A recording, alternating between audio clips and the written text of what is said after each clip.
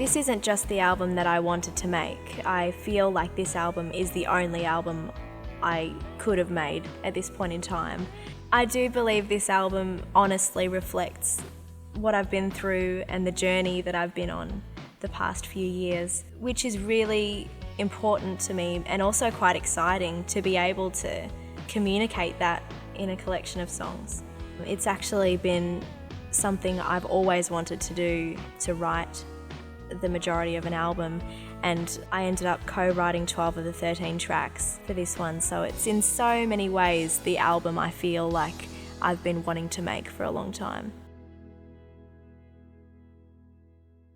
The songs on this album are about all different types of relationships.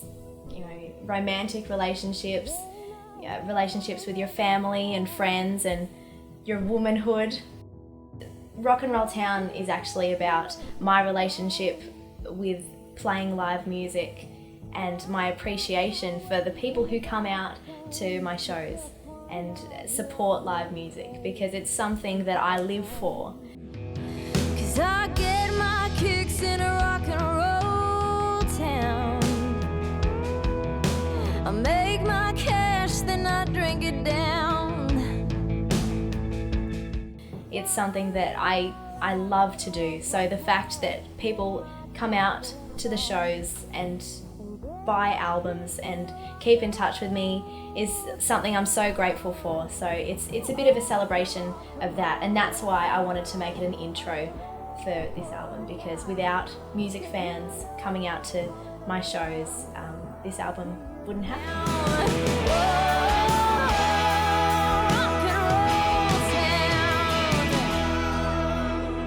One of the reasons why I wanted to work with Luke Wooten on this album is because he produced Kelly Pickler's 100 Proof album, which I thought was just a really great, honest country music album.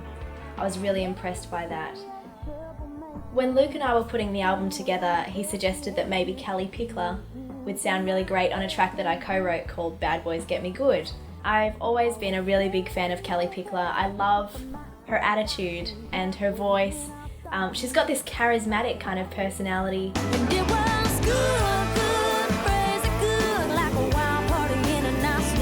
We got to meet each other and hang out for a little bit in Nashville, so that was fantastic.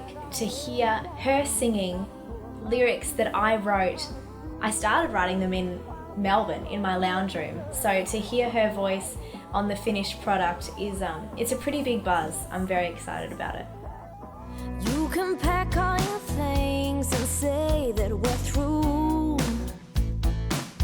If I Want To is the first single and the title track, so it's a pretty special song on there. I co-wrote it with Bob DiPiero, who is a living songwriting legend. He has written hits for Brooks and Dunn, Tim McGraw, Faith Hill, Trisha Yearwood, Etta James. I've been dumped before, and sometimes it can feel like you're completely powerless. There's nothing you can do to make that person feel the way you feel about them. And there's nothing you can do to change the situation and the way that it's going down. So If I Want To is written to kind of take that power back. It's about owning your feelings and owning the way that you want to deal with the situation. Not in just a way that's going to make it easy for the dumper. I'm gonna laugh about it if I want to. I'll cry about it if I want to. And if I don't want to get over you, I'm gonna want you if I want to. I'm gonna want you. I'm gonna want you if I want to. This is about my passion for lazy boys. It's called Lazy Boy. This is an example of how songs can change in the process. I co-wrote Lazy Boy in Melbourne with a friend of mine, Robin Payne, and we kind of had a very different feel to the song when we first started writing. We thought there'd be a horn section and it would be quite like a swing jazz number.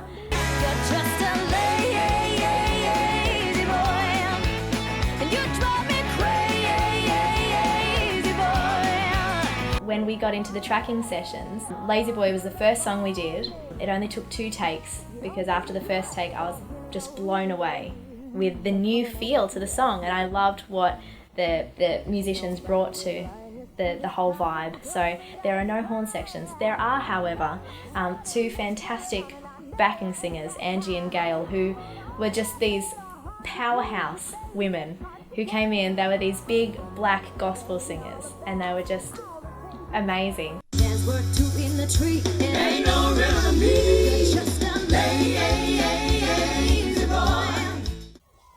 I originally had My Daddy's Name in my head as a ballad. I thought it would be quite sad that you're breaking up with someone because they're not worth losing your daddy's name. It's a woman's prized possession. I brought it into a co-writing session with Jamie Paulin, and it turned into this really about the same sentiment, but not sad anymore. It's more just about some girl power, but with a Johnny Cash-esque vibe. It's even got some vocal, effects on there and some sirens, and it's something very different to how I thought it was going to be. It's one guy, one girl, too good. One Guy, One Girl was the first song that I've ever experienced writing with an electric guitar. Normally it's one or two people with acoustics and, you sit around, have cups of tea. This time it was Troy Kemp from McAllister Kemp. So much energy. He just walked in there with his electric guitar and his little amp, and it was just, it was a really fun day, and we knew it was working. I just fell in love with it, as we were writing it. I wanted the recording to have a bit of a more laid-back, bluesy feel, so there's Jim Hoke playing harmonica all throughout the solo and throughout the whole track, and he played a lot of harmonica on the Miranda Lambert records, and I just loved it, so to have him come on in was very cool. I'd just written with Shannon Wright earlier in the week, and she said, come on down, I'm doing a songwriter thing with Marshall Chapman. I went down, didn't think too much of it, and I heard her play a song called Why'd You Tie the Knot. Granted, I was drinking at the time, but it was the best song I'd ever heard. This is what you wanted and this is what you got. If you didn't want the strings, baby, why do you tie the knot? I thought, you know what? If I was going to record a song on this album that I didn't write, that is it. It took a little while to get the song, but we ended up getting it, and I just love the way it sounds. You didn't want the strings, baby, why do you tie the knot?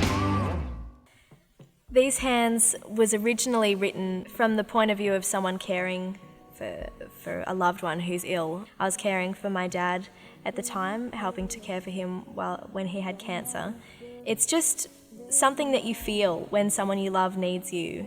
It just doesn't matter how tired you are or what you're going through. The most important thing is helping them and caring for them. And so that's where These Hands came from. I brought it to Nashville, and I wrote with Kathy Bailey and Michael Bonagura. They used to be Bailey and the Boys, which were a great band. And it then turned into just a song that's generally about love and, caring for people you love. It's not about, someone being ill. And I kind of liked that. It's just, about selfless feelings of love.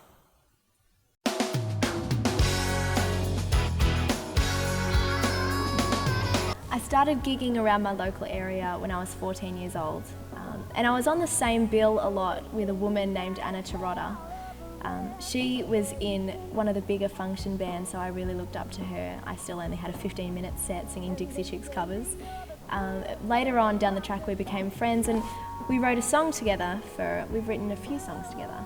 This particular songwriting day, I remember being quite over it by the end. We'd been chipping away at some songs, and I just kind of had a lot going on in my life at the time, and I was like, no, I'm so ready to go home. I was getting to the point where I was quite exhausted, and I was hoping that she would turn around and say, you know what, I'm exhausted too, let's call it a day. But that didn't happen. She said, I've got this one last idea I'd like to show you. And I thought, oh, okay, sure. She pulled out her guitar, said, So they say you got a hell of a reputation. I had an idea a little bit of a sadder idea to bring in to George Terran, who I'd written with before, and I knew he was a fantastic writer, about avoiding the question of how I am. I can get up early, I can be on time, I can read the... I'd noticed that I'd been kind of living my life day to day without really thinking about how I was feeling about the situation. I didn't think it would go much deeper than just the things you do to avoid the question. You know, you can get up, you can go to work, you know, you're very functional, you just don't ask me how I am. And I thought, kind of, the end. When I took this song to George, he automatically wanted to write a chorus, and I was thinking, what would you write in the chorus? There is no chorus. And he's like, well, you write about how you are. He said, you know, how about, for example, we just start off, 'cause I'm lonely. And I had to stop him. I'm like, no, I'm not lonely. I really don't want to sing about being lonely. It's a little bit too deep for me. 'Cause I'm lonely and I'm weary and I'm all torn up inside.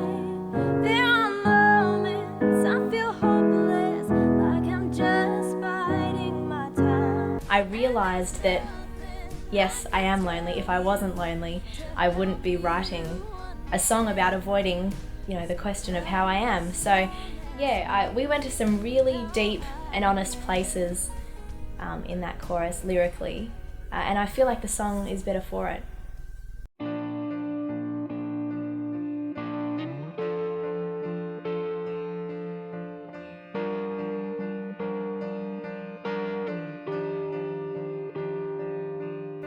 It was really difficult to write a song